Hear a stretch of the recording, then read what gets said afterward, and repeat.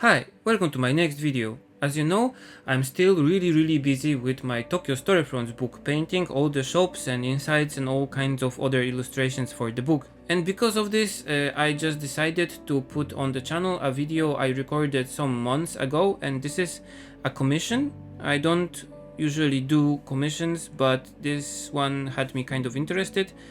I got contacted by an owner of an old sushi shop that will be moving shops, opening a new branch, and he wanted me to paint the shop as it looks right now so he can put up the painting in the new location.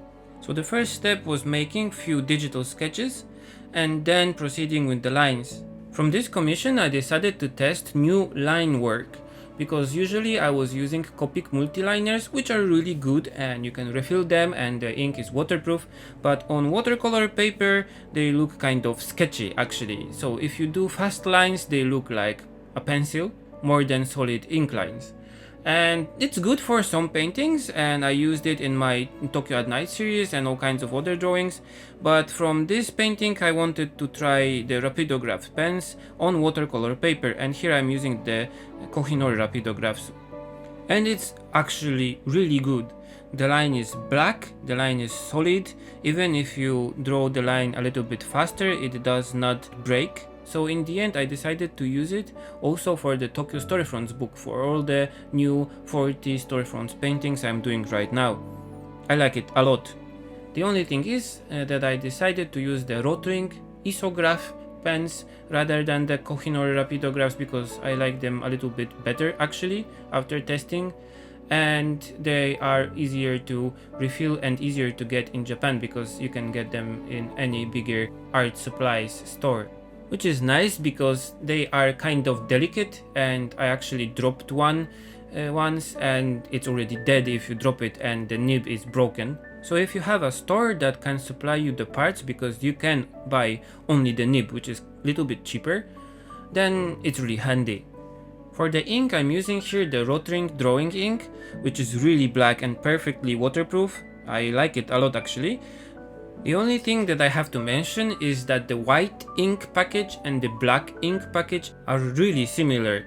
They differ really with only a small sign in the corner. So I once bought new ink and I brought it home and I opened it and it was white. So you have to be careful there. Okay, let's get back to the shop. And this is actually an interesting building because once it was a post office, a really old post office, and you can still see it on some old photos. But the thing is that, as it's usual with old Japanese buildings, it was facing the road with the long side of the building.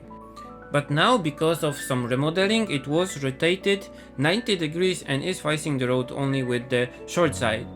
Building rotation like this is kind of rare, and I have seen it actually the first time. But remodeling in general is common, and expanding the buildings and adding parts. So sometimes with old buildings, you cannot tell how it looked like when it was first built. I actually like this aspect of Japanese architecture, because sometimes you can solve the building like a puzzle and think what was added and what was original and what came from where. But of course, because of the earthquakes and the constant reconstruction of the cities, you don't see it really often now. This painting was actually kind of complicated, and the finished version looks like this. This is just a photo, I'm sorry, because I don't have the original scan. And this is the happy new owner in front of the shop. Anyway, I hope you liked this video. I will be getting to my more usual uploads when I finish making the materials for the book. As always, feel free to comment, share and subscribe, and you can also support me on Patreon. See you in the next video. Bye!